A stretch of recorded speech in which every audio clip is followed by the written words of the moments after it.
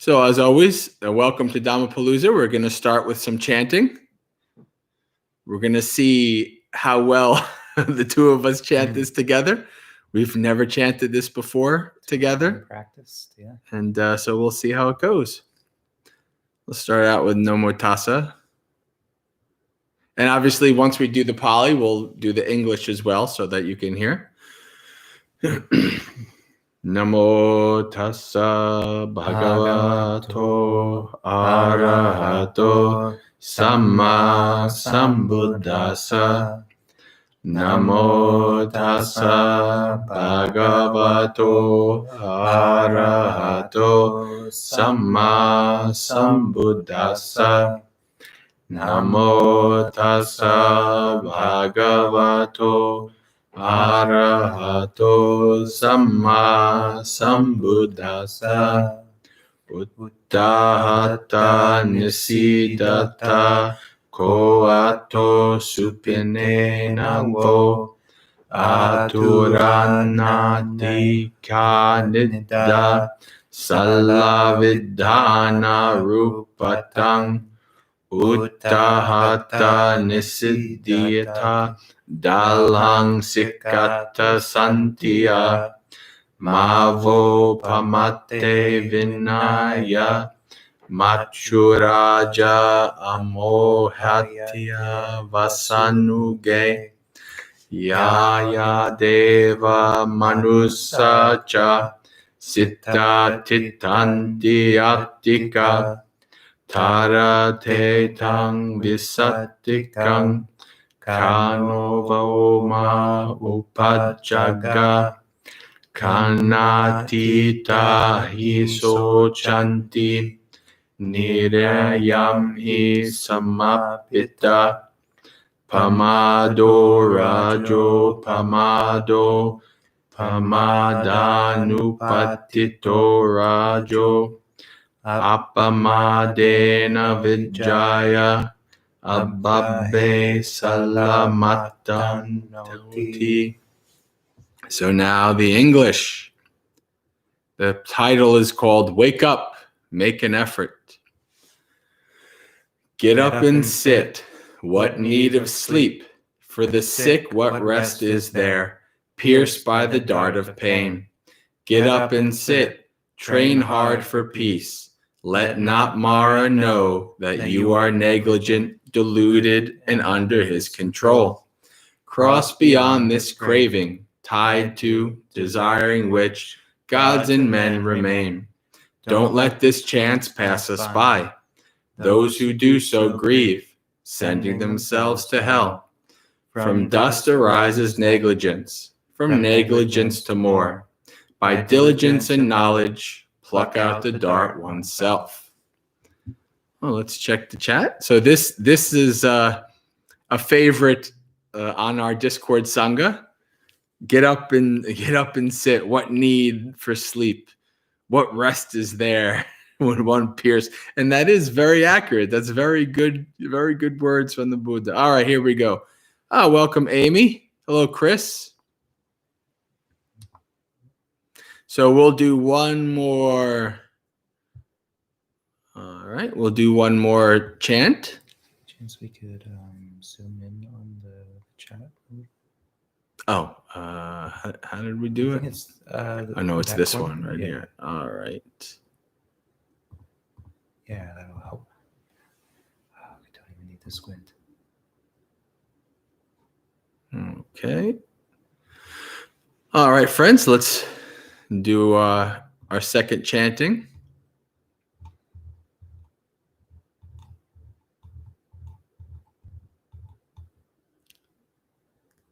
It's called the Buddha Karata Sutta. Atitang nan vagameya napatikankeya nagatang yadati-tang pahinang tang apatancha anagatang pachupanan chayo dhammang tatta vipassati asamhirang asankupang tang vidya manubruhaye ajeva kichang attapang ko janna mavarnang suve nahino sangarang tena mahasenena machuna evang viharing ataping ahoratang ataditang tangve baddhakaratoti santo achikante muni. Now the English, a single excellent night discourse. Let not a person revive the past, or on the future build his hopes. For the past has been left behind, and the future has not been reached. Instead, with insight, let him see each presently arisen state. Let him know that and be sure of it, invincibly, unshakably. Today the effort must be made. Tomorrow death may come, who knows? No bargain with mortality can keep him and his hordes away. But one who dwells thus ardently, relentlessly, by day, by night, it is he the peaceful sage has said, who has had a single excellent night. Sadhu, sadhu, sadhu. All right. So last week we had one very long chant. This time we have two very short but very potent chants. Very good suttas. Hello, Brian. Greetings to you.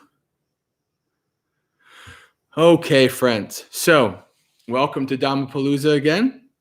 As you, most of you might know, what we like to do after we do the introduction chant, I like to give the floor to you guys.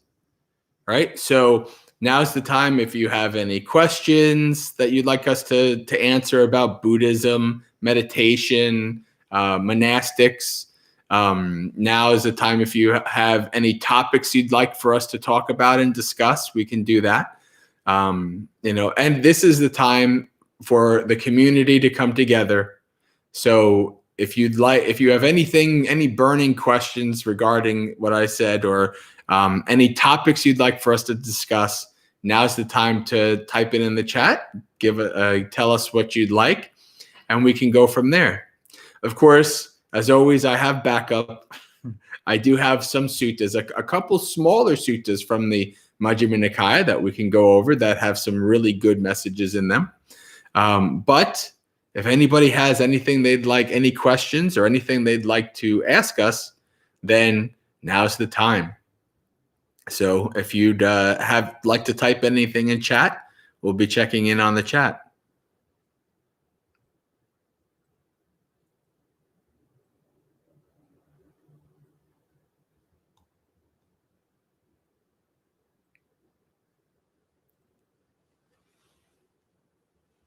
Ah, silence.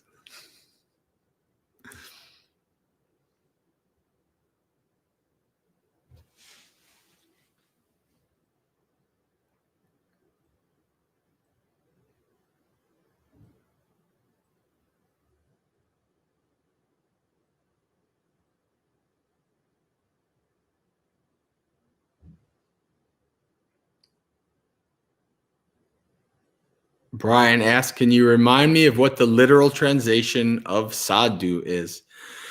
I think I remember it's along the lines of excellent, but I'm unsure. Yeah, it's excellent. It's as far as I understand, sadhu is a word of proclaiming that what was said or done was very good, very excellent. Ah, this is excellent. Sadhu, sadhu. Right? And in India, that's a word that they use for ascetics, not just Buddhists or Buddhist monks, but any kind of like Hindu gurus and ascetics and things like that. Like I've been in places and people will say, sadhu, right? They call me a sadhu. And the first I was like, what is that? What are you're calling me it? Because I only had heard it as just, this is what you say, but no, this is actually a person who is a sadhu, right? In India, they have a lot of respect for all different kinds of people who are doing these various practices. Do you have anything to add from that for sadhu? Or? Well, I mean, I don't know the etymology, but it's a word you get just really used to being in Buddhist circles, because it's ubiquitous, kind of saying something is good or something is well spoken. Good and beneficial, all these connotations. It's really hard to trace it back to what it originally meant. Brian's saying that the first results in Google pointed to the title of it being religious ascetics. Yeah. I also think of when the Buddha first saw a monastic, a spiritual renunciant. This is in the classic description of him coming to see the heavenly messengers. So an old person, a sick person, a dead person. And then he saw somebody who had gone forth. And it said that he said, sadhuna papaja. He's like, the going forth is a good thing. And that was his very first impression of it. So I think that leads some credibility to, it's just, it's intertwined with the idea of the going forth and what sort of renunciates, how they respond to things that are well spoken to the Dhamma.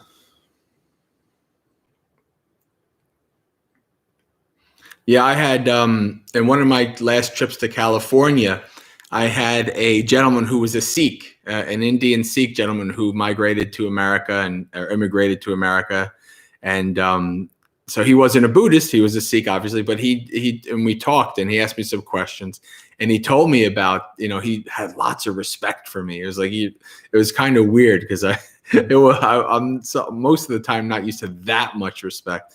But he told me that, like in India, when there's a sadhu that comes in, you invite them into your house and make sure that they're okay and everything. It's like a very nice kind of cultural thing, a very ancient cultural thing in India, that they really have lots of respect for people who have gone forth and stuff like that. And this is actually I don't know if we were talking about it or whatever, but just recently, the kind of like, maybe it was a post. I saw somebody kind of ask a post like, for in the West, what is the value that monks give to people, to society, right? And so it was a very interesting kind of like, that is in the West, something that you come up upon. But it's in India, it's the total opposite. It's like they understand the value of these beings who are kind of doing all these explorations, and it's a really interesting, I don't know what you'd call it, comparison, dichotomy, whatever. Yeah, every ancient culture had this. There was some place for the wise man, the spiritual seeker, the renunciant. And it's interesting that many Eastern cultures will put that person above the king. And there's these examples of the king or the emperor going to the renunciant, because the king is sort of the paramount of what you can attain in terms of worldly status. But it's considered the renunciant has one-upped them. Like by letting all of it go, they can get to the top of the mountain and really get a perspective on everything. So the king actually has to go to somebody who doesn't have the attachments and the responsibilities to ask them for a clear perspective on those on attachments and responsibilities. So this is actually something I always enjoy, when people have questions about monks and ask us, important questions or even silly questions. I don't mind. I've answered a lot of questions about monks in my years of sharing Dhamma with people. And so I think it's always good for people, who are in the West or just people who are not born Buddhists.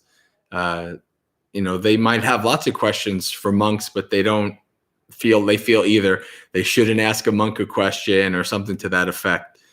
So at least with me, Yeah, if you have a question for a monk, it's good, because I think that helps people to understand what monasticism is, right? People like in India, or people who are from Thailand or Sri Lanka or Burma, they understand because that they were raised with it since they were a child, right? They know, but we don't really know, right? So it's always good. I always like to answer questions. But I don't see anything else. Thank you, Chris, for doing the shilling of having people do the thumbs up and all that. Brandon, there is no specific topic. I never label the topic of a Dhammapalooza until after, because I don't know what the topic is going to be. Right now, we're just talking about the value of monasticism in society. But if you have any question, that's fine. All right. Chris asks, both Bantes, what are the most favorite parts of your practices right now? Bante? Silence. It's curious being here in New York City, but being here during a pandemic and being on a very quiet street. So there are these times like right now when there's just where the odd sound actually stands out, because most of the time it's just super quiet, and just finding that in my own mind, like the appreciation of when nothing is happening, when there's nothing pulling at my senses. I've been spending a bit more time in front of a computer and just feeling that intense relief when I step away and there's nothing in front of me, nothing drawing my attention. It's really nice to reflect on that and sit in that. And every time I get a chance to sit, to like not even having to accomplish anything, but just basking in that sort of like stillness, and like, for just a few minutes, nothing is pulling at me. This is wonderful. So I don't know if I have a favorite part, as in like there's a part that I like better than others. It's just practice. It's just, I guess I do it kind of along the lines of what Bante was saying about being in the city. One of the things that I always joked about, and some of you might have heard me say this, is like I should go live in a city for a year to deal with my aversion towards cities. Right. And this is like, we were talking about this the other day, and I was telling Bante, it's like, this is like the perfect, if you're going to be a monk in the city, it doesn't much get better than this, right? A nice quiet place. There's not like, 20 monks running around being active in a quiet part of town. So this has kind of been actually very good for my working with my aversion towards cities. So, all right. So we have here some more stuff. People, it's getting active now. Brian says, I'd like to share a cute story that happened tonight. As soon as you started chanting in Pali, my cat Karuna came running, purring, and is now hanging out listening to the Dhamma. Well, I mean, you gave her the cat a Dhamma name. Maybe the cat was a Buddhist in a former life. Maybe even a monk. Who knows?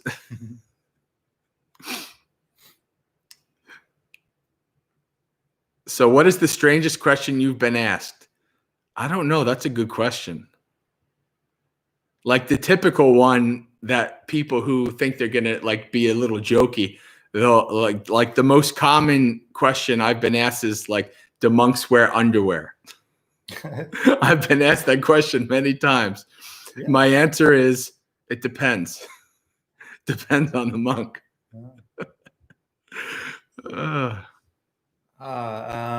A question I didn't quite know how to field is, so I did a wandering practice for several years, and several times I would get asked, like, what's the strangest thing that was ever put in your bowl when you're walking alms around to get food?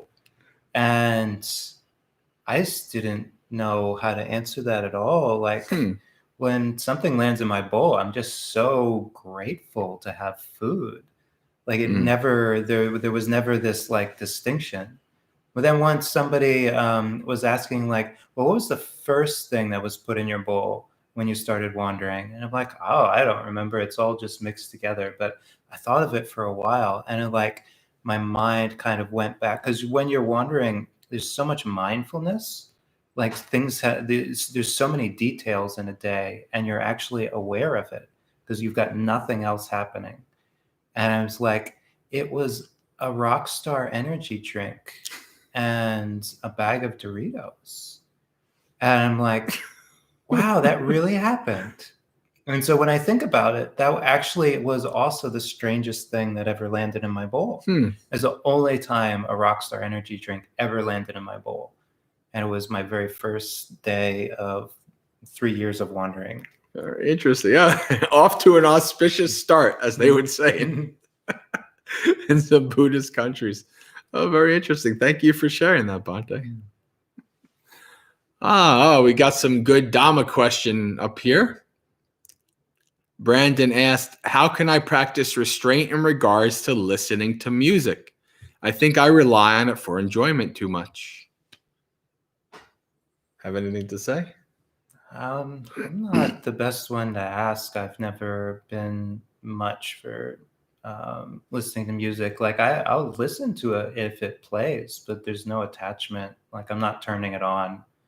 All right. So that's probably the easiest way, is just to develop an appreciation for music that doesn't need to, find it or seek it or like attach it to things, and just be like, hey, if somebody's going to play music, then I'll listen to what they're listening to.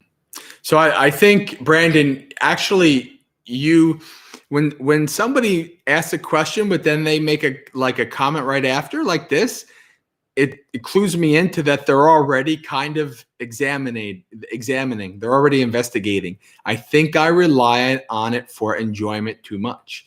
Yeah, we rely on stuff like this for a lot of different things, for enjoyment, to counteract unpleasantness, right? For boredom. Like, I remember when I started driving to Bhavana Society, and it was a 5-hour drive, and I would have all kinds of stuff going on. I'd have music, and then I'd have YouTube videos and all these kind of things, just to kind of keep me active and keep me, from being bored and things like this. And then as my practice progressed and as my trips to Bhavana progressed, I was actually, you know what? This one time, I want to go all 5 hours without anything. No sound, no distractions, no nothing.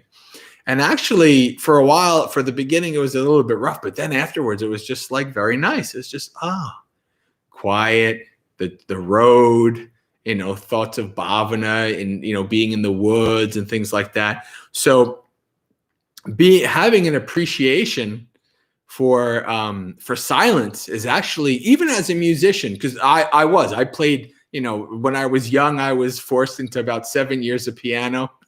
And then as an adult, I did guitar lessons and played guitar pretty much my whole lay life. And music kind of just gets into you. Like, for instance, I'll give you an example. Like when I first went to the monastery, and I was like in the middle of the woods at the monastery, and I started hearing music, kind of like how you would think of like if music was really, really far away and you're just barely hearing it.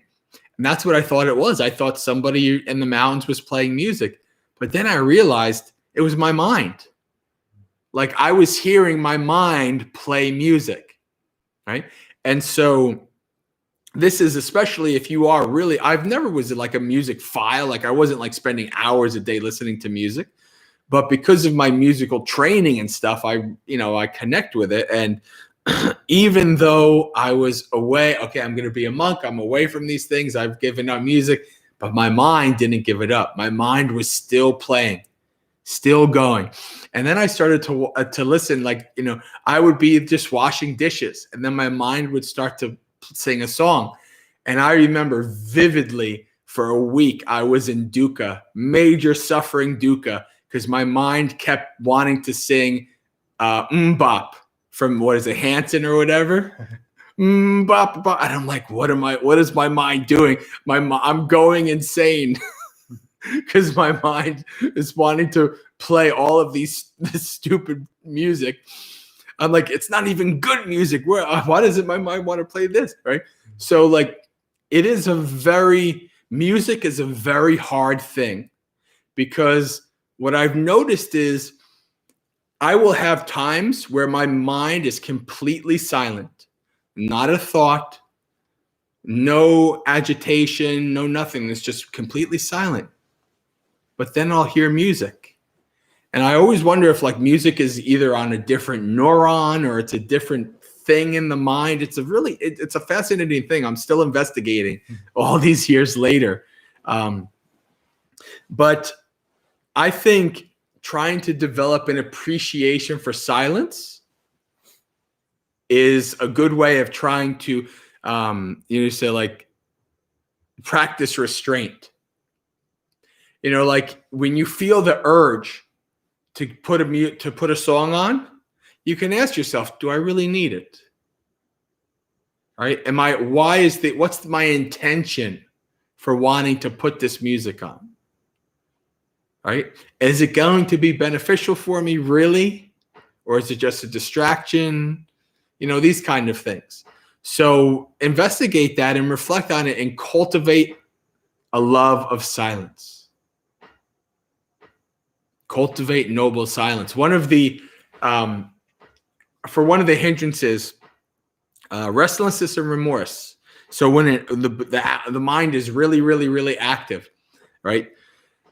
One of the ways that you counteract that, the Buddha says, is by focusing on the silent mind. Right? When I first read that, I was like, whoa, that's really, because actually that's what I had been doing, like focusing on, like when you meditate, and if you see that your mind is quiet, focus on that. See that, oh, this is really nice, right? So if you can develop this kind of joy and of a silent mind, then less and less you'll have to feel like you need to go to music. And then that is actually setting the groundwork for your mind to be less running towards it and less stuff coming in your mind. It's still going to happen, but it'll happen less, right? So you have to, it's a cultivation of a habit that's slow and takes time. As a former musician. All right. I don't see any other questions. Let's do a sutta. Let's see which one. Oh boy. How about we do Majjhima Nikaya number 63.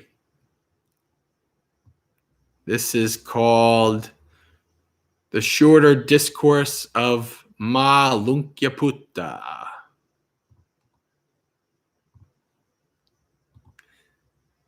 Oh, hey, Jason. Welcome.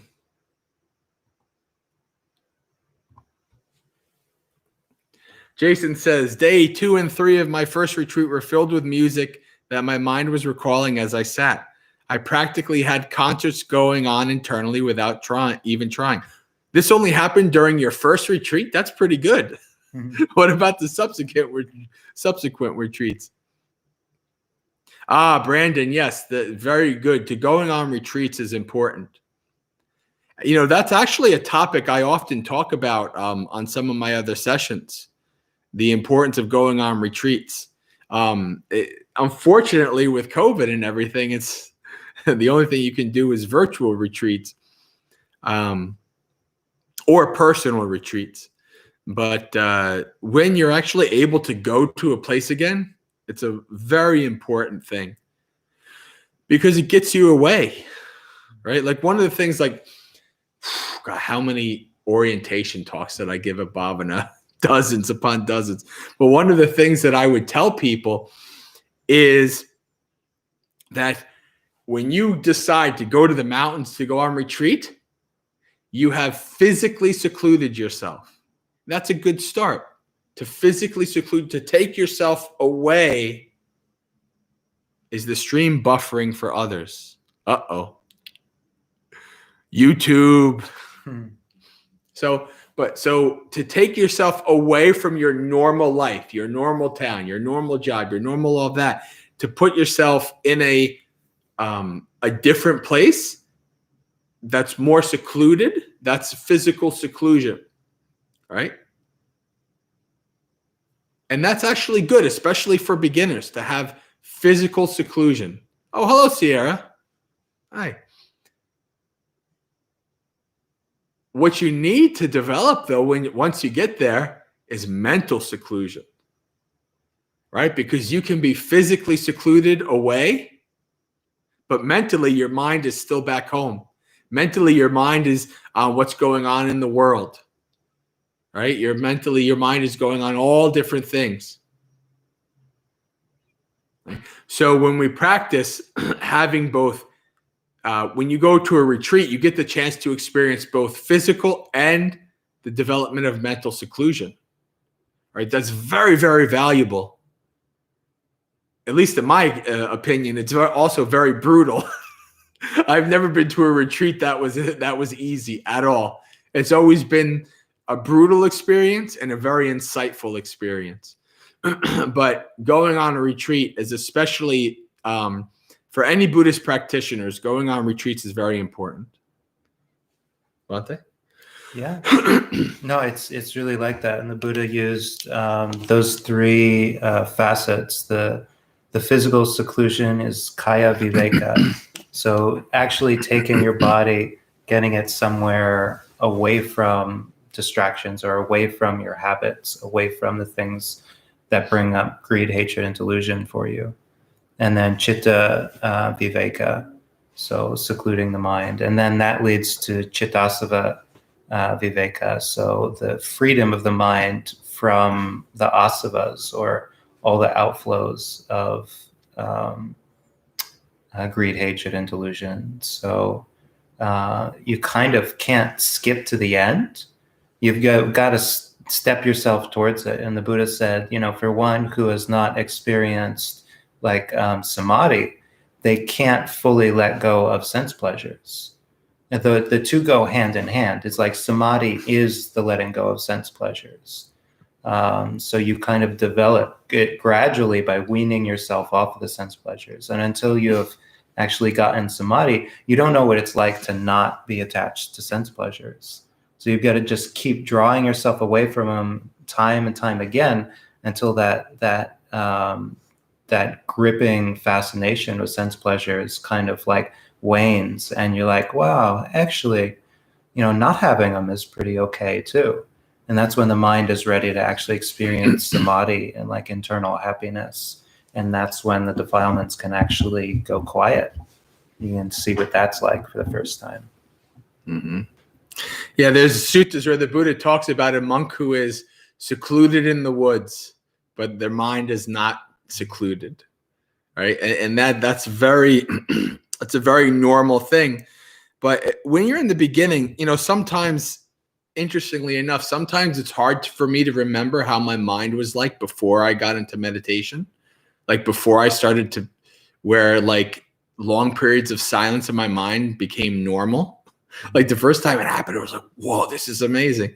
But like going on these retreats to experience this, and this is why longer retreats are very good. Now, I would never suggest to jump into a 7-day retreat for your first retreat. It can be a little bit much, but people have. We were just talking about Goenka retreats, and one of the things, 10 days. Yeah, I have literally met people who came to Bhavana who, like, they had never meditated before, and their first retreat was a 10-day Goenka retreat. And I looked at them like, whoa, It sounds simple. They're just going to tell you to sit there. Yeah. But that's anything but simple. Yeah. Chris says, I can't wait for Bhavana to open again. I want to do multiple ones. Well, you can't do them all ASAP because there's once a month, but that's one of the things I do remember at Bhavana. There would be sometimes there would be like 3 or 4 people that would come to like 5 retreats a year. And I'd be like, do you work? Do you have a job? Yeah. And second, I'd be like, well, I don't know. There might, it'd be good for somebody else to come too. But yeah, that's Chris. That reminded me of people like that.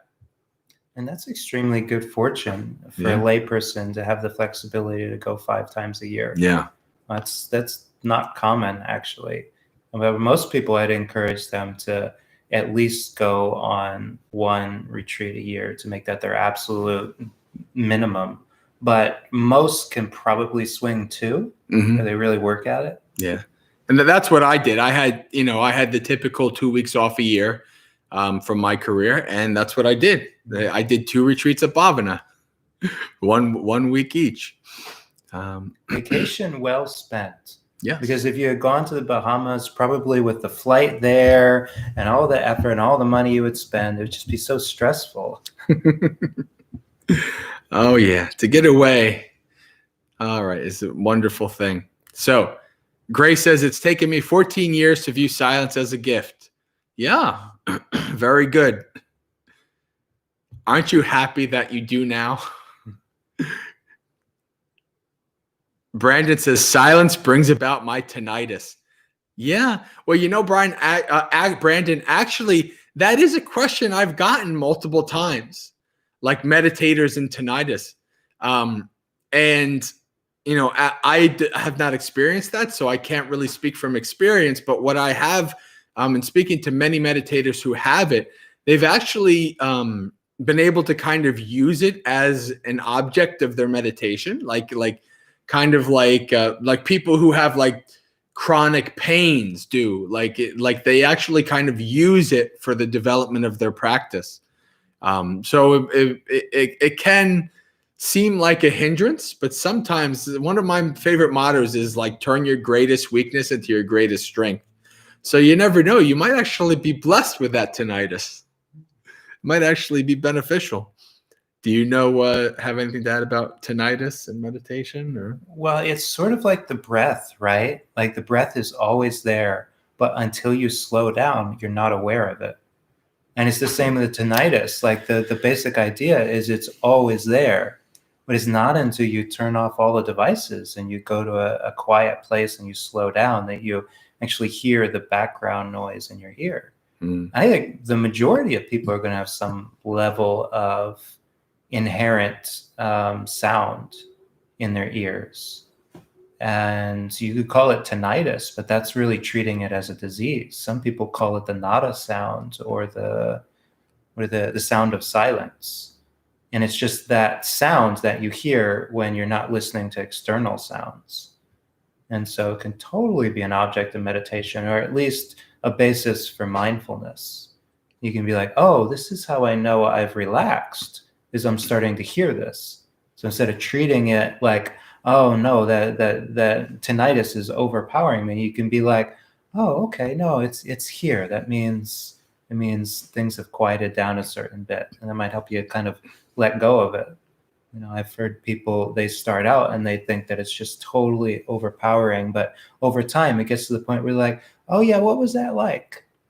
They've still got the ringing in their ears. That doesn't go anywhere, but their whole approach to it has just softened to be like, oh yeah, there's ringing in my ears. There's always ringing in my ears, of course. Mm-hmm.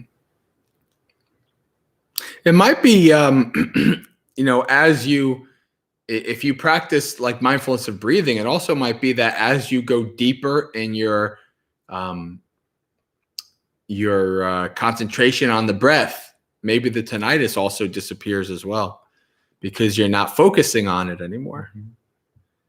So Sierra is since Sierra is new to these things, she always has lots of wonderful questions. Mm-hmm. I appreciate it, Sierra. And also tell us if that is how you pronounce your name, just in case we're pronouncing it wrong. And what do you mean by a lazy mind?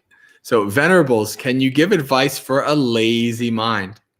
I know you've talked about it before, but refreshers are always nice. What comes to your mind for a lazy mind?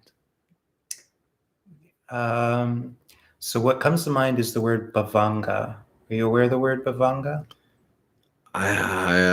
Vaguely.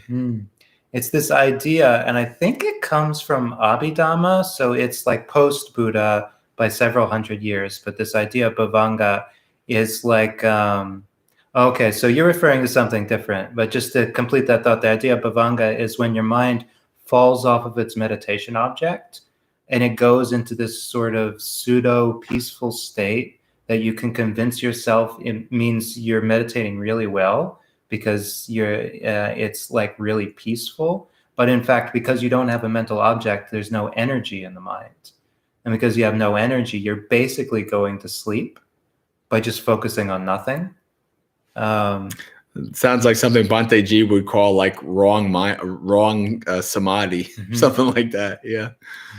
Yeah. The trap where people think Bhante Ji would be like, the people they come to the jhana retreat and they practice, and then they drift off and they fall asleep and they wake up and they say, I've been in fourth jhana. There's lots of traps when it comes to samadhi. Lots of places you can go that are not right samadhi. Right? That's why it's very important for that. But anyway, okay, so lazy mind. So and she does clarify. Yeah. Your mind is like a child who doesn't want to eat vegetables. Meditation is vegetables. At least until your mind figures out that actually this is really nice and really peaceful, and let's meditate, right? Until that time, your mind is going to be like, no, this sounds like work, and I could be binging something on Netflix instead, or, I could be doing this or that. So your mind is not going to want to do it. That's why it's a habit. That's why it's a discipline. So, what I would suggest is don't try to ask too much from your mind in the beginning. Like, just because some teacher says you should meditate for an hour a day, don't listen to that. Because your mind is going to say, yeah, no, I don't think so. Right? And then it's going to be a force of will. I will sit for an hour. And that's not really going to help you, because eventually your will's going to go over. Right? So what I always suggest in the beginning is that you don't try to force a time. Don't try to say, you will. There'll be plenty of time for being tough later and saying, I am going to sit for an hour. But in the beginning, what I would suggest is don't try to force your mind. Try to talk to your mind like you're convincing a child, right? It says, let's try to sit. We're not going to try to sit for any time. We're just going to sit. And then when we're done, we're done. Right? And then, your mind would be like, okay, let's just sit. We'll sit. And then maybe it's like 5 minutes and your mind starts to have a temper tantrum. Right? And all of, and you're being told, okay, return to the breath.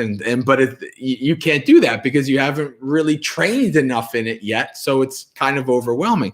And then, okay, it's okay. You're done for the day. But tomorrow, come back and do it again. Same time, same place. Don't set a time limit. Just do it. And then as you do this, you start to see benefits and your mind starts to like it. And then you want to do it more. And then naturally, you'll just want to meditate longer and longer. And you won't have to fight your mind to meditate. Your mind will actually want to do it. But then there'll come a time where your mind's like becomes grumpy. I'm not meditating. And maybe 3-4 days you don't meditate at all. But then there comes in your mind, let's get back to it. Let's meditate. You don't even have to force your mind. Your mind kind of gets over itself and says, all right, let's go back. Right? And that's the power of like when you develop that and you let your mind see the benefits of it, then your mind won't be as much of won't fight you as much. You won't have a lazy mind, right? So that's actually a good thing to investigate. Why is your mind? Is it really because you're lazy, or because the mind does it, or is it for other reasons, right? To investigate why and then later you have to be tough, right? Sometimes, but like I can remember times where I was at Bhavana and I was doing the evening meditation, and my mind never liked the evening meditation. There's never in 15 years of meditation, evening meditation has never worked for me. It's always been a struggle. So I could be at Bhavana at 7:00 and I'm meditating, and then my mind's like, it's okay. You worked hard today. Just go to your room. Just enjoy the rest of the night. And I have to say, no, I see you, Mara. I'm not doing this. And then I'm going to stand. I'm going to do this. I'm going to stay and meditate, right? So there's times to do that. But in the beginning, it's better to not have such a heavy hand. It's better to just let things kind of grow from very small and build up, right? So it's easy to convince your mind. If you say to your mind, I'm going to meditate for an hour today, your mind's going to be like, we don't have time. We need to do this. I'd rather do this, right? But if you say, let's sit and meditate for 5 minutes, your mind's like, I think I have 5 minutes. 5 minutes should be good, right? So what you're trying to do in the beginning especially is to do it, work with your mind in such a way that it's not fighting against you so much, right? So you have to figure out a wise ways to work with your mind so that you can actually train it to do what you want it to do. And then once it's to a certain point, you don't have to train it. Like I can remember, whenever I talk about mindfulness, I talk about what I remember. I was in my job at Child Protective Services. I was in the middle of having to remove a child, and I literally was like, I should have been like the Hindu god with all like the arms, because I had to simultaneously speak to my supervisor, talk to the police, talk to the parents, talk to I was just like this. And then all of a sudden my mind clicked, and my mind was like, you should probably have mindfulness in this situation. And then all of a sudden, boom, it came. I wasn't asking for it. I didn't think about it. But because I had developed my mind, it automatically arose and said, let's be mindful. And then I was like, okay. And then it went much better from that point. So training your mind is what this practice is. And in the beginning, it's good to be not so hard on yourself. Lots of loving friendliness towards yourself. Lots of compassion towards yourself. And if your mind is being lazy, investigate it. Try to see why. What might be the causes and conditions for your mind to be that way? I think that's all I have to say for that. Bhante? Yeah, I mean, even after, what has it been, 12 years, I still get lazy minds. I like virtually, there is some resistance to every single sit. And that just means I'm not a non-returner yet. Mm-hmm. That's all that means. So it's to be kind of realistic with ourselves. Like that's the power of the hindrances. And that's what the hindrances are. They are our resistance to letting go. So every single sit, you're going to have them there to some degree. And really, I mean, laziness is just one facet of them.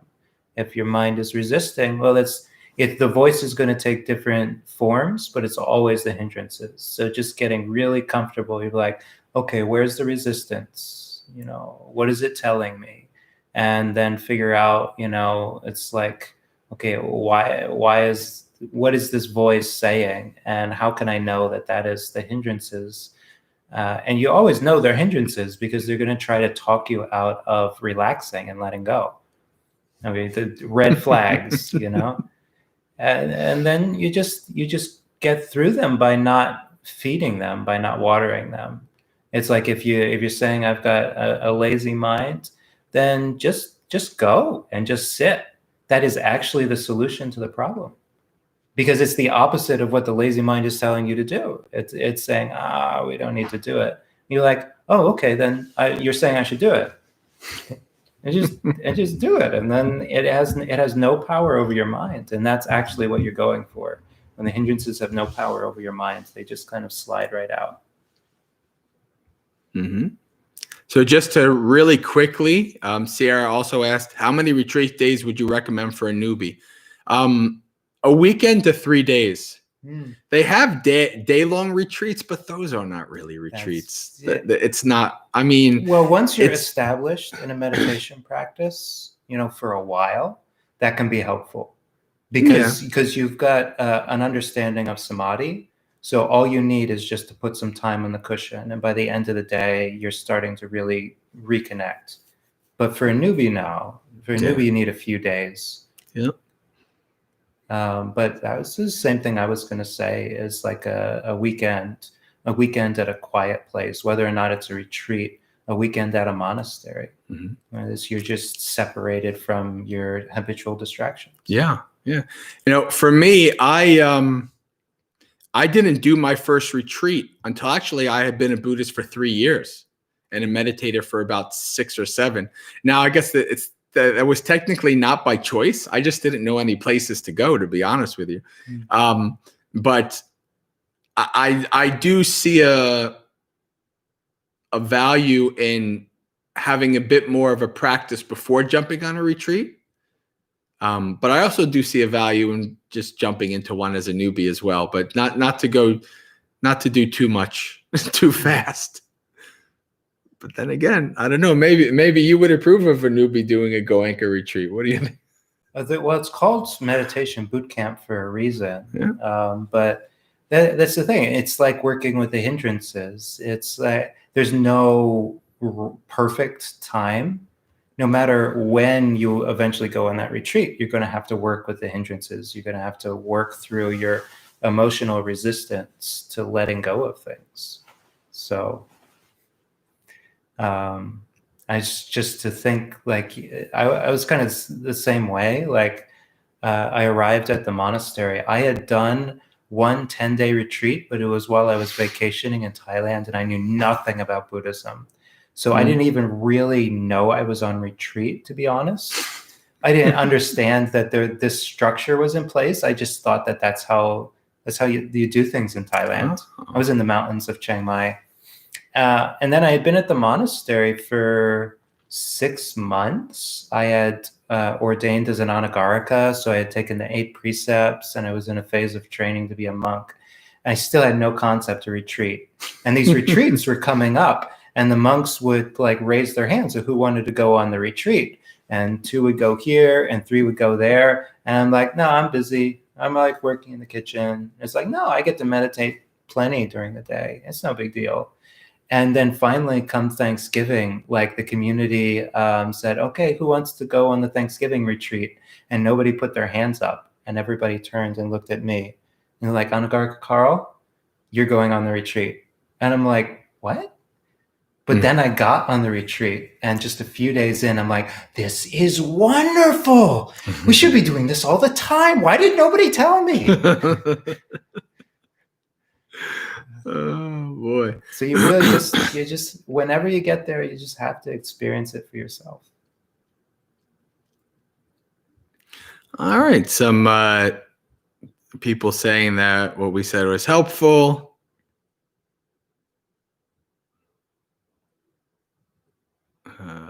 Meditation is vegetables, classic. Yeah, it is. It is vegetables. Until you've realized that it's a really good food that you love. You can actually develop a liking for vegetables. Yeah. Over time. Good red flags to watch out for. Yeah. Okay, I think at this moment I will probably wish everybody a good evening or good morning wherever you are. Thank you for being on with us, Bhante. Yes. Much appreciated. I think we're at about an hour, so now is a good time to do our guided meditation. So once Bhante is done paying respects, we'll do our guided meditation, and then we will end out the last hour with reading some nice verses of Dhamma. Okay.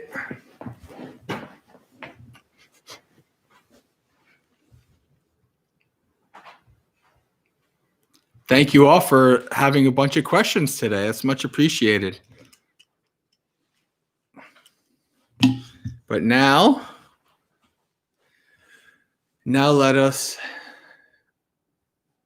go from the external to the internal.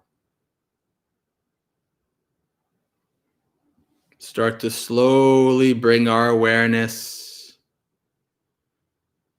from the internet and YouTube and computers and the room we're sitting in to focusing in on this body and mind.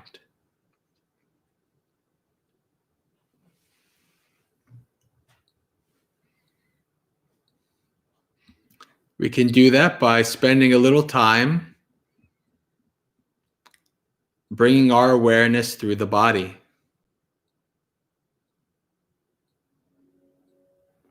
We do this for two reasons. The first is to bring our focus from the external to the internal. And the body is a good in-between before we move to a more subtle breath. The second is to set our body up in a comfortable and stable position that will allow us to sit for 20 minutes, a half hour, with not too much pain and discomfort.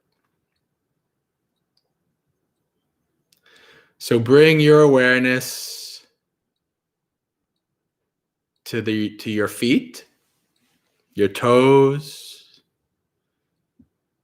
And when I say bring awareness, this means to try to get in touch with whatever sensations and feelings you can find there. What is the feeling of the feet pressing against the floor, the cushion?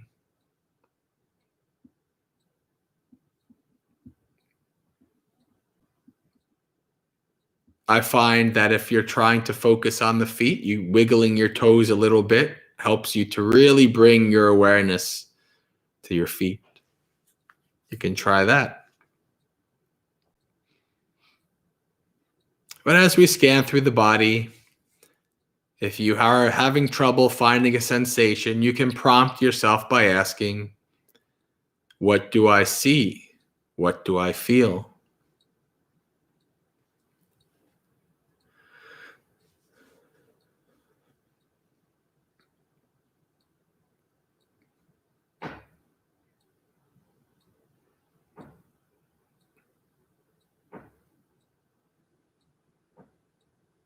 The way your feet are positioned, do you feel any small discomfort?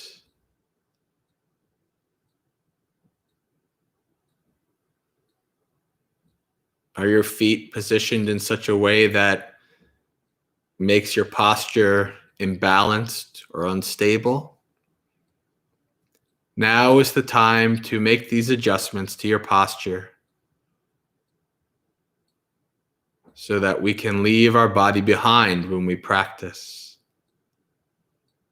in a stable and comfortable position.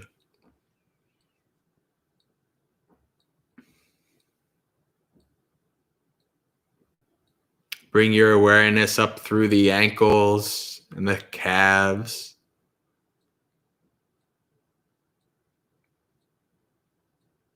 Adjusting your posture as needed to help the stability, minimize discomfort.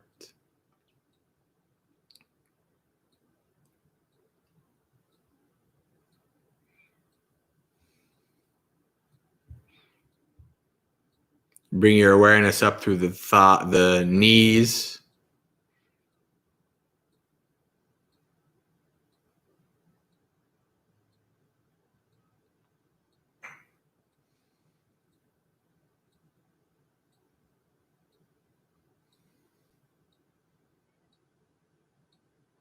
If you're sitting on a cushion, the position of your knees often has a very big role in the stability of your posture.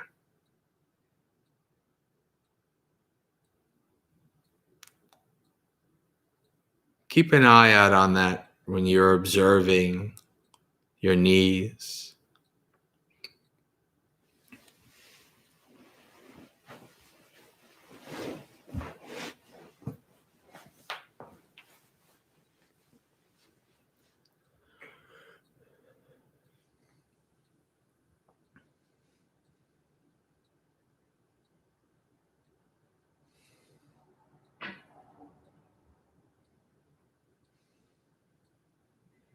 Bring your awareness up through the thighs.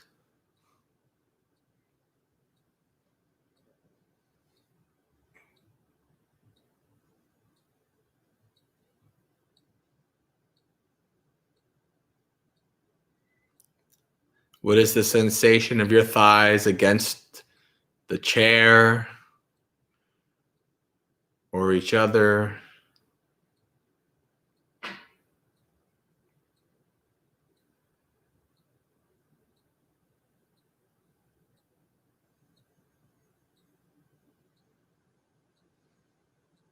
And bring your awareness now to the hips, pelvis, buttocks.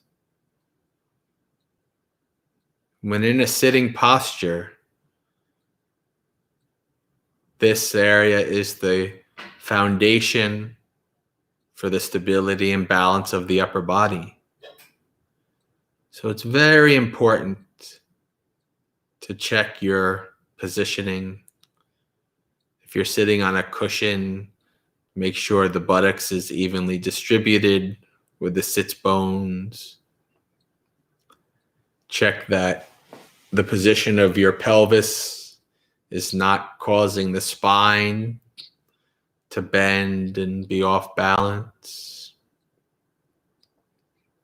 The lower body acts as a firm foundation, like the foundation of a house. The rest of the body lies on top of it and goes with the foundation.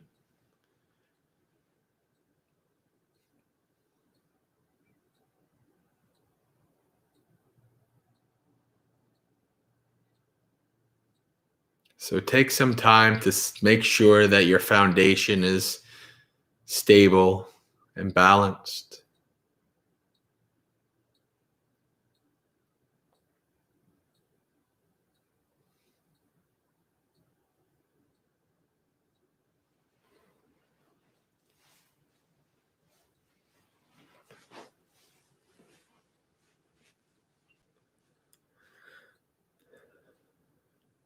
Bring your awareness now to the upper body, through the abdomen and the chest. Check to see how your spine is positioned. Is it in its natural curvature, resting comfortably on top of the pelvic floor? Or is it bent or leaning?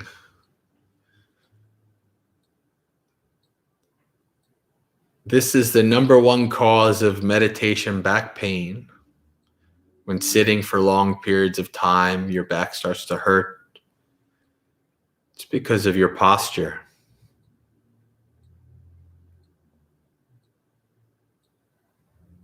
Your upper body is leaning, slouching, and bending, and not resting comfortably.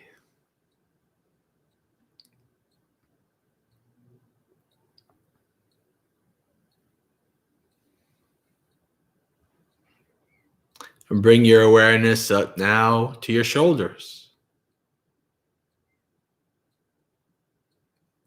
Are your shoulders scrunched up, or are they hanging loosely?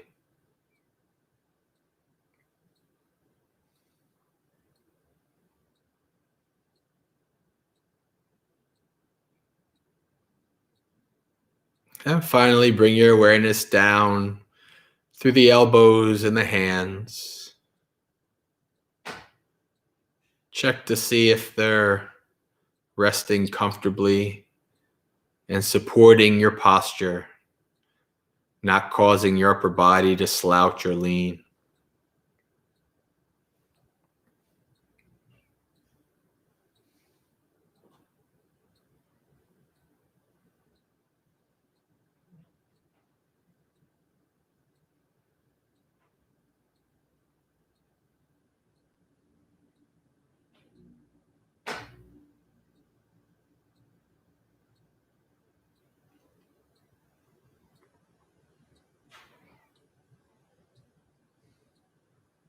And finally, bring your awareness to your head.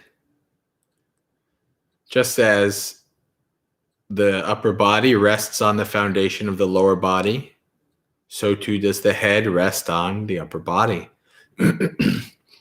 If everything is stable from bottom up, the head will just simply naturally rest.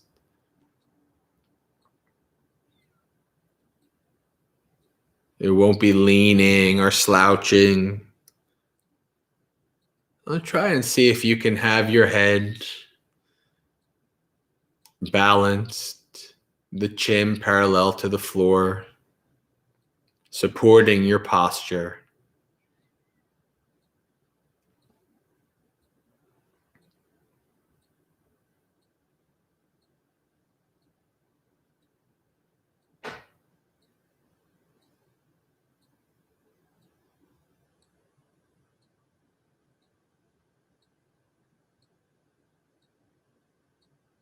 And then once you're done setting up your body in a comfortable and stable position, let the body go and take 3 deep breaths.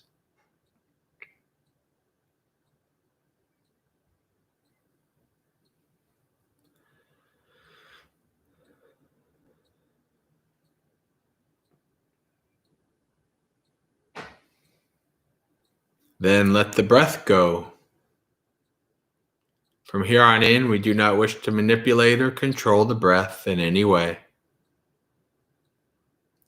This body has been breathing from the moment you were born and will continue to do so until the second you die. It doesn't need you to do its job.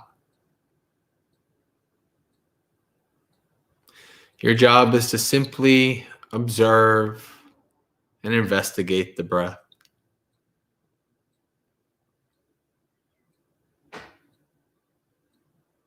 Start to watch how this body breathes in and this body breathes out.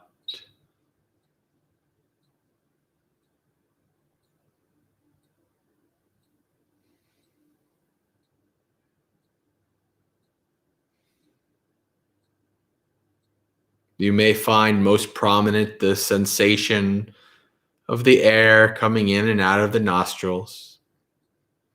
If so, you can put your awareness there. If not, that's okay.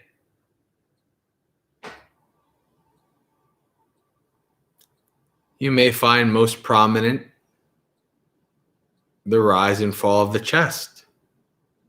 You can put your awareness there. Or you can simply abide with the basic awareness of this body breathing in and this body breathing out.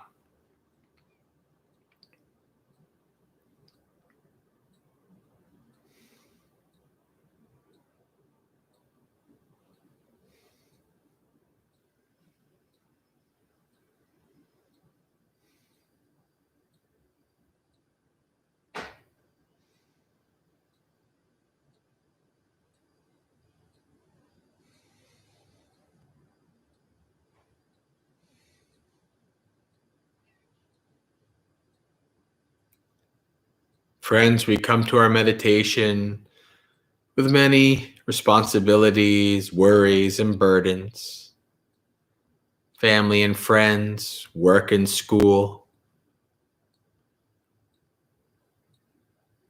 Many things that might come to our mind while we meditate. For the time of this meditation, we practice laying down our burdens,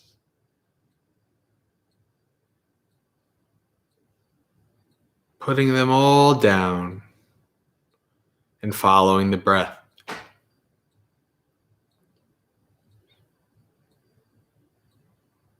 Just as the mighty Atlas holds the world on his shoulders, so too do we each hold our world on our shoulders, a heavy burden.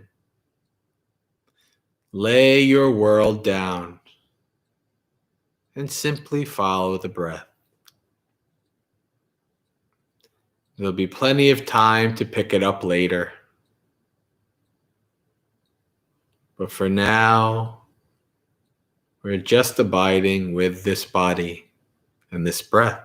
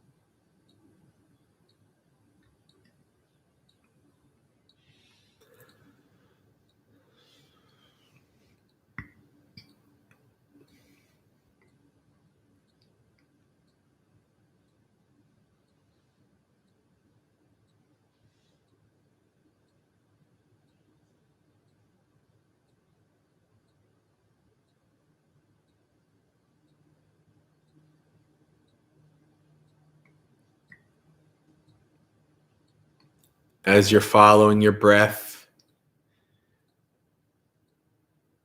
your mind will become distracted, will want to go somewhere else, the past, the future, the other side of the world, the other side of the universe. And you will become distracted from your breath. This is normal. You didn't do anything wrong. You didn't fail as a meditator. This is simply the mind showing you how it works, showing you its craving.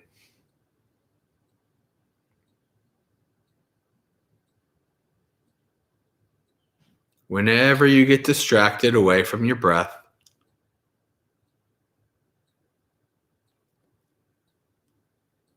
and then you start to recognize that you've been distracted. First, acknowledge that you've been distracted. come to full mindful awareness that you've lost the breath. Then practice letting go of the distraction and return to the breath. By practicing letting go, this means that you don't want to get angry and agitated and try to push the distraction away. Nor do you want to get involved in the distraction. Think more about it. Keep focusing on it.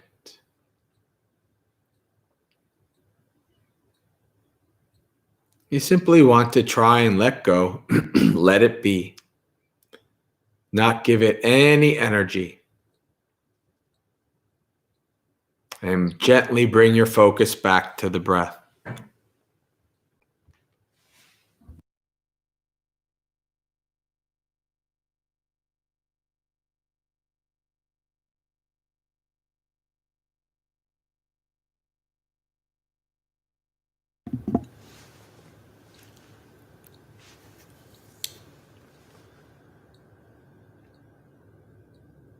Whenever you get distracted, acknowledge, let go, and return.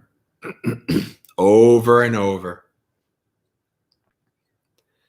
If you get distracted away from the breath 100 times in a minute, acknowledge, let go, and return 100 times in a minute. If you don't feed the distractions and keep returning to the breath, you'll start to see that this mind has a stream of thoughts and images going through it, each one tempting you to get distracted by it. But if you let it be, you'll start to notice that just like a stream, thoughts and distractions arise in the mind, flow through for a bit, and then they cease. Let it be and follow the breath. The breath is our home. It's always there, whether we're paying attention to it or not. Come home when you're distracted. Come back to the breath.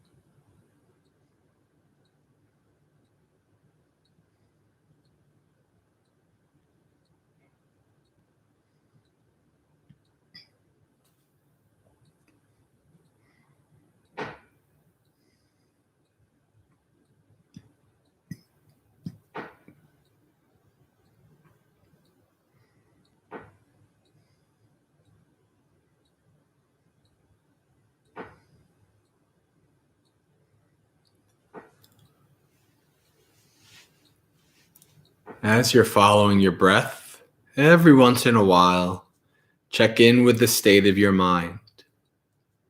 Is your mind becoming more calm and peaceful, more tranquil, or not?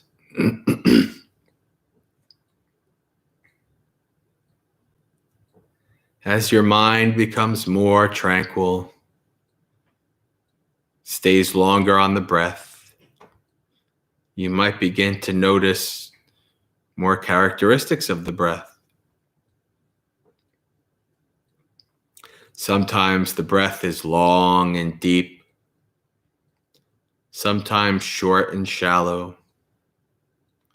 Start to notice these more subtle characteristics, how the breath is changing. Investigate these characteristics. Follow the breath.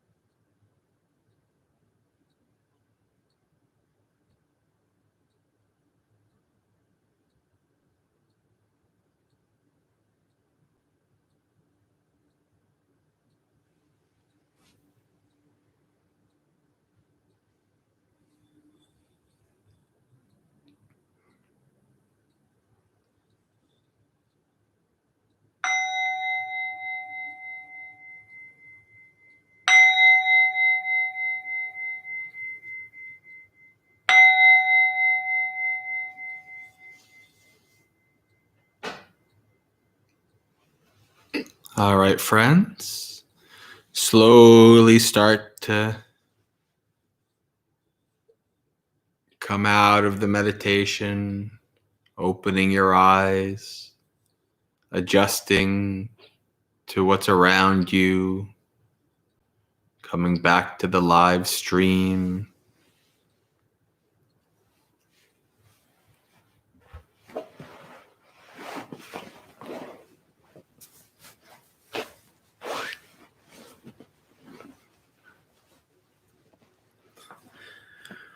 Okay, friends.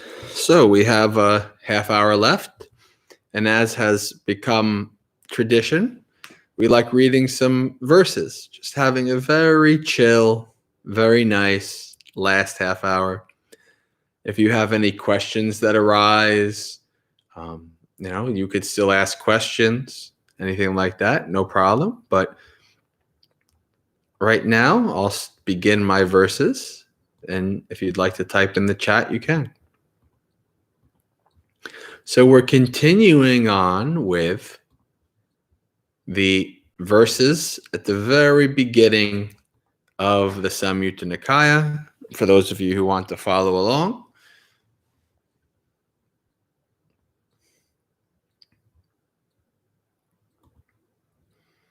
Now, where is it? Where did I go?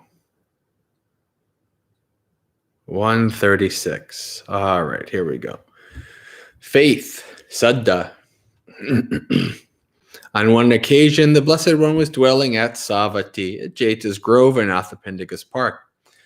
Then, when the night had advanced, a number of devatas belonging to the Satulapa host of stunning beauty, illuminating the entire Jeta's Grove, approached the Blessed One. Having approached, they paid homage to the Blessed One and stood to one side.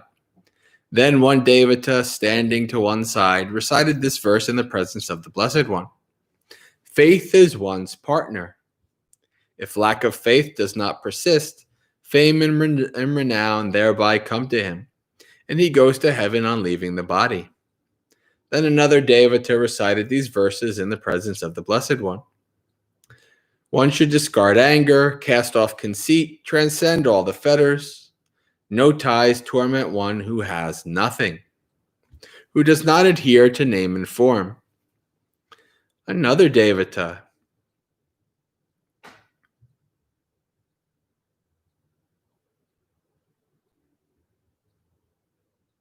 Foolish people, devoid of wisdom, devote themselves to negligence, but the wise man guards diligence as a foremost treasure.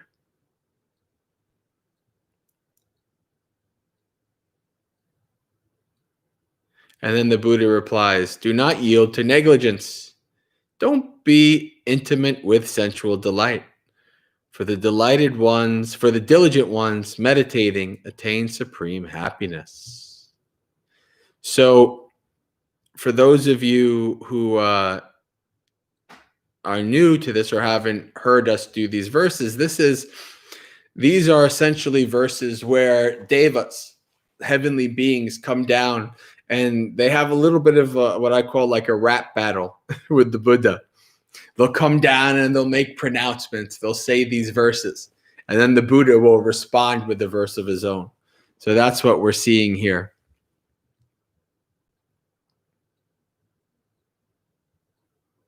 You're welcome, Brian. I'm glad that the guided meditation was beneficial. All right.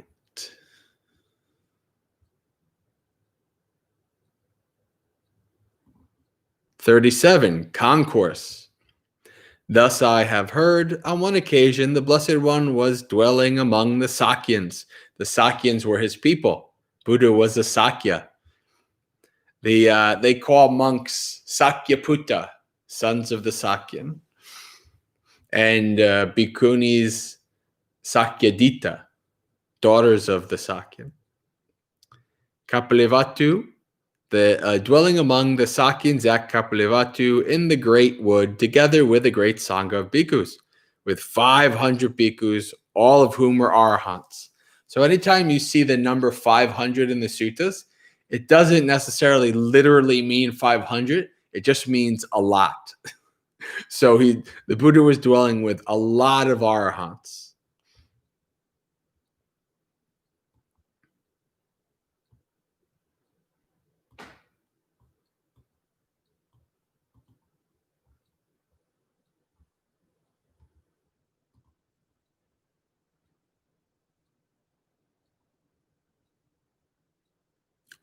And then the Devatas from 10 world systems had for the most part assembled in order to see the Blessed One and the Bhikkhu Sangha. Then the thought occurred to 4 Devatas of the host of the pure abodes. This Blessed One is dwelling among the Sakyans of Kapilavatthu in the great wood together with a great Sangha of bhikkhus, with 500 bhikkhus, all of whom are arahants, awakened beings. And then the Devatas from the 10 world systems, having for the most part assembled in order to see the Blessed One and the Bhikkhu Sangha, said, let us approach the Blessed One and in his presence each speak our own verse. So there you go. Let's go to the Blessed One and speak some verses. Be poetic. Then, just as quickly as a strong man might extend a drawn arm or draw in his extended arm, those Devatas disappeared from among the Devas of the pure abodes and reappeared before the Blessed One. Then those Devatas paid homage to the Blessed One and stood to one side. Standing to one side, one Devata recited him this verse in the presence of the Blessed One. A great concourse takes place in the woods. The Deva hosts have assembled. We have come to this Dhamma concourse to see the invincible Sangha. Then another Devata recited this verse in the presence of the Blessed One. The bhikkhus there are concentrated. They have straightened their own minds, like a charioteer who holds the reins. The wise one guard their faculties. Then another Devata recited the verse in the presence of the Blessed One. Having cut through barrenness, cut the crossbar, having uprooted Indra's pillar, unstirred, they wander about pure and stainless, young Nagas, well tamed by the one with vision. Then another Devata recited this verse in the presence of the Blessed One. Those who have gone to the Buddha for refuge will not go to the plane of misery. On discarding the human body, they will feel the hosts of Devas. Buddha deigned to be silent this time. He didn't say anything.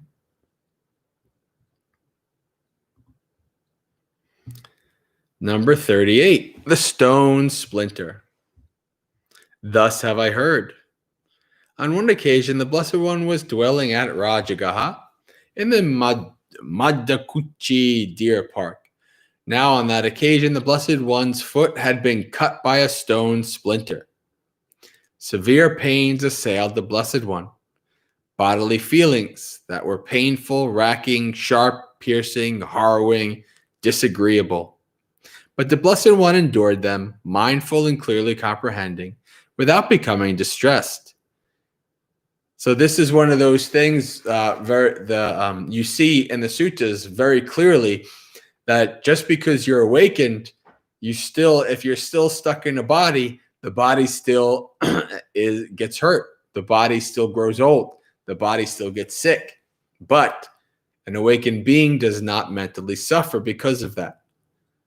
Physically, the body does its thing, but mentally, it is clear, calm, tranquil, stable, straight, right? No suffering in the mind.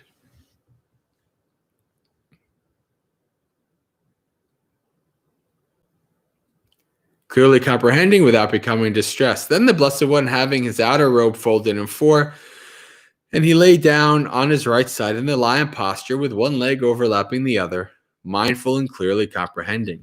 And so just kind of like how when a car breaks down or something happens and you need to fix something, the body needs to rest.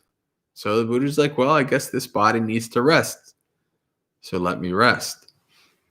Right? Again, no mental suffering. It's just simply like Like taking the dog for a walk for it to do its business. Right? This body needs to do its business. So let's rest.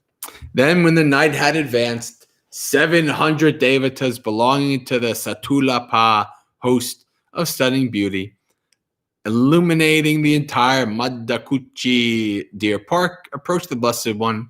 Having approached, they paid homage to the Blessed One and stood to one side. Then one devata, standing to one side, uttered these inspired utterance in the presence of the Blessed One. The ascetic Gautama is indeed a Naga, sir. Those of you who don't know Naga, this can mean a couple different things.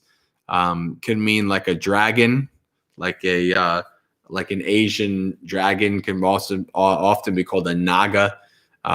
Also, sometimes Nagas are depicted as kind of like snake beings. Nagas can transform into humans. They can kind of do this illusion and become humans. But when you see this, when they're talking about the monastics who have become awakened, Naga, like this is like it's like a term of like this is the best, like these awakened beings, these are Nagas, right?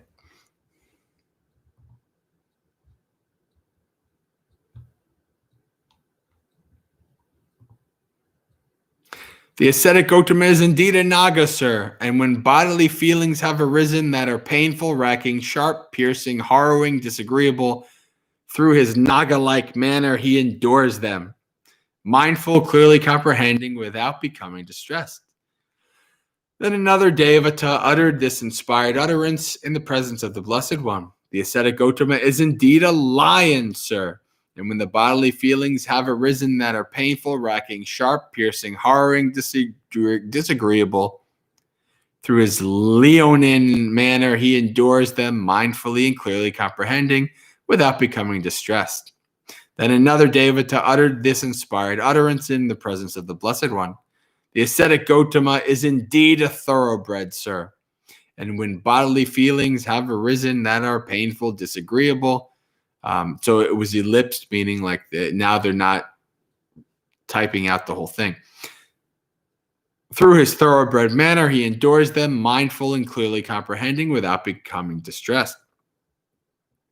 Then another Devata uttered this inspired utterance in the presence of the Blessed One. The ascetic Gautama is indeed chief bull, sir. And when bodily feelings have arisen that are painful, disagreeable, through his chief bull's manner, he endures them, mindful, clearly comprehending, without becoming distressed. Then another Devata uttered this inspiring utterance in front of the Blessed One. The ascetic Gautama is indeed a beast of burden, sir. And when bodily feelings have arisen that are painful, disagreeable, through his beast of burdens manner, he endures them, mindful and clearly comprehending, without becoming distressed. Then another Devata uttered this inspired utterance in the presence of the Blessed One. The ascetic Gautama is indeed tamed, sir. And when bodily feelings have arisen that are painful, racking, sharp, piercing, harrowing, disagreeable, through his tamed manner he endures them, mindful and clearly comprehending, without becoming distressed. Then another Devata uttered this inspired utterance in the presence of the Blessed One. See his concentration well developed, and his mind well liberated, not bent forward and not bent back, and not blocked and checked by forceful suppression. If anyone would think such one could be violated, such a Naga of a man, such a lion of a man, such a thoroughbred of a man, such a chief bull of a man, such a beast of burden of a man, such a tamed man, what is that due apart from lack of vision? And then some verses. Though Brahmins learned in the 5 Vedas practice austerities for 100 years, their minds have not rightly liberated. Those of low nature do not reach the far shore. They founder in craving, bound to vows and rules, practicing rough austerity for 100 years, but their minds are not rightly liberated. Those of low nature do not reach the far shore. There is no taming here for one fond of conceit, nor is there sagehood for the unconcentrated. Though dwelling alone in the forest, heedful, one cannot cross beyond the realm of death. Having abandoned conceit, well concentrated with lofty mind, everywhere released, while dwelling alone in the forest, diligent, one can cross beyond the realm of death.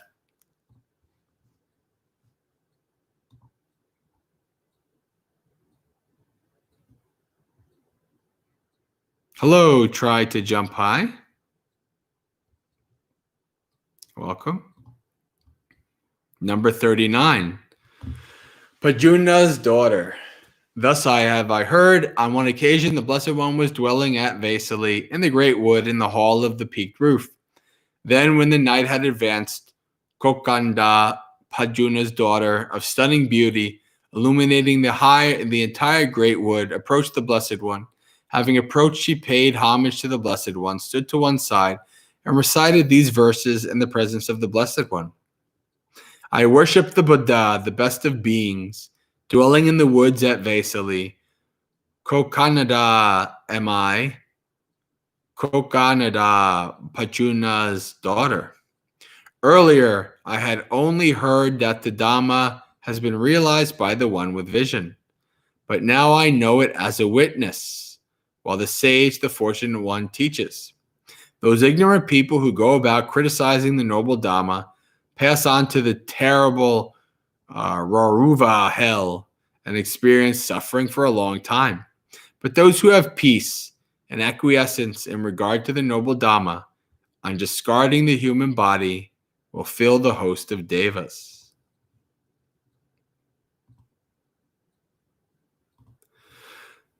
Pajuna's daughter, number 2.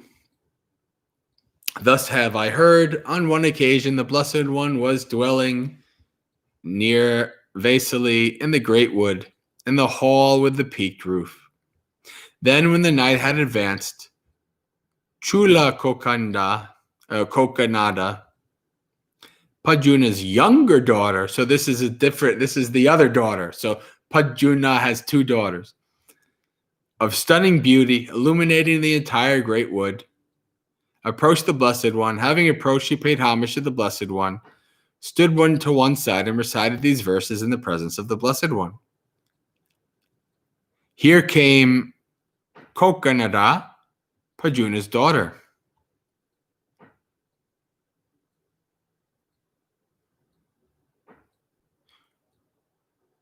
So this is the lesser, so it's the same name, but there's Maha Kokanada, which is the daughter from the last, and there's Chula. So this is like the younger sister. All right. Here came Kokanada, Pajuna's daughter, beautiful as a gleam of lightning, venerating the Buddha and the Dhamma. She spoke these verses full of meaning. Though the Dhamma is such of a nature that I might analyze it in many ways, I will state its meaning briefly to the extent I have learned it by heart.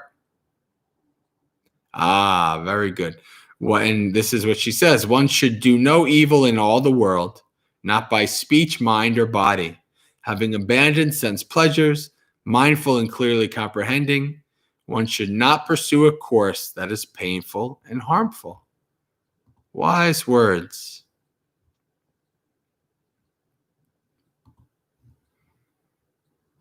Number 41, ablaze. Thus have I heard, on one occasion, the Blessed One was dwelling at Savatthi in Jeta's Grove, Anathapindika's park. Then when the night had advanced, a certain Devata of stunning beauty, illuminating the entire Jeta's Grove, approached the Blessed One. Having approached, he paid homage to the Blessed One, stood to one side, and recited these verses in the presence of the Blessed One. When one's house is ablaze, the vessel taken out is the one that is useful, not the one left burnt inside. So when the world is ablaze with the fires of aging and death, one should take out one's wealth by giving. What is given is well salvaged. What is given yields pleasant fruit, but not so what is not given. Thieves take it away, or kings, it gets burnt by fire or is lost. Then in the end, one leaves the body along with the one's possessions. Having understood this, the wise person should enjoy himself, but also give. Having given and enjoyed as fits by his means, blameless, he goes to the heavenly state.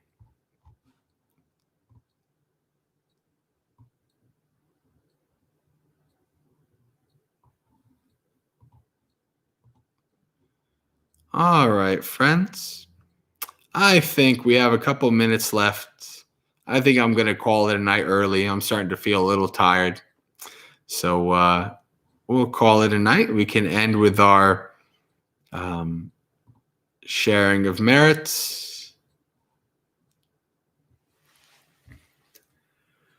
Dukkha patta chane dukkha, bhaya patta chane bhaya, soka patta chane soka, hontu sabbe pipaniyo, etta vatta cha mehi, sampadang punya sampadang, sabbe deva anumodantu, sabba sampatti siddhya. Akasatta chabumatta deva naga mahiddika punyang tang anumoditva charang rakantu sasanang. Now the English. May the suffering ones be suffering free, and the fear-struck fearless be. May the grieving shed all grief, and may all beings find relief. May all beings share this merit that we've thus acquired, for the acquisition of all kinds of happiness. May beings inhabiting space and earth, devas, nagas, and yakas of mighty power, share this merit of ours. May they long protect the Buddha's dispensation. Sadhu, sadhu, sadhu. This was very sadhu today. Good questions, good Dhamma. Very excellent Dhammapalooza, my friends. Until next time, Sukhi Hotu, may you be happy, practice well and be well. May you have a very spiritually successful and peaceful week. If you are new to the channel, we do this every Monday at this time from 8 to 10 p.m. Eastern. We do a couple other things, so check out the channel. Lots of videos. We do every morning at 8 a.m. Eastern. We do half hour of life at the monastery experience, some chanting, some precepts, some Dhamma talk. It's fun. Okay, friends. Until next time. Thank you.